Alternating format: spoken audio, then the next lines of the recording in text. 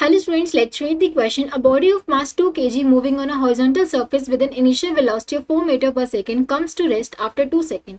If one wants to keep this body moving on the same surface with a velocity of 4 meter per second, the force required is. Okay.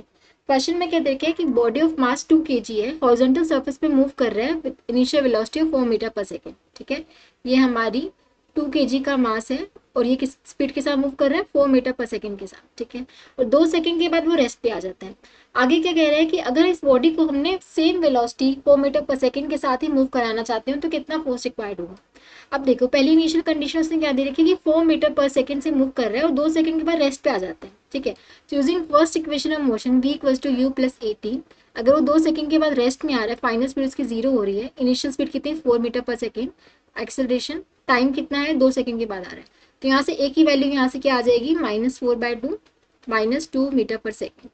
तो मतलब इस body पे एक retarding force लग रहा है, ये हमारा रिटार्डेशन आ गया. तो जो रिटार्डिंग फोर्स हमारा यहाँ लग रहा है कितने का लग रहा है, मास इंटू एक्सेलरेशन, ये बोल सकते हैं हम.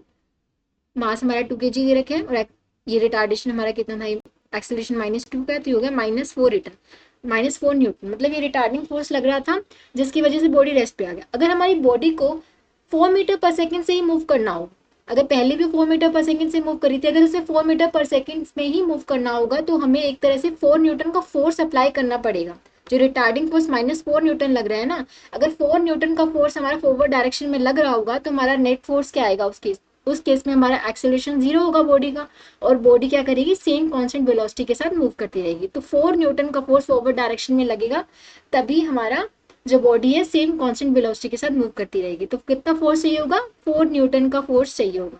ठीक है, इस रिटार्डिंग फोर्स को कैंसिल आउट करने के लिए, ताकि हमारी बॉडी सेम वेलोसिटी के साथ ही चलती रहे. So option 2 is the correct choice. I hope आप सबको समझ आया होगा. Thank you so much.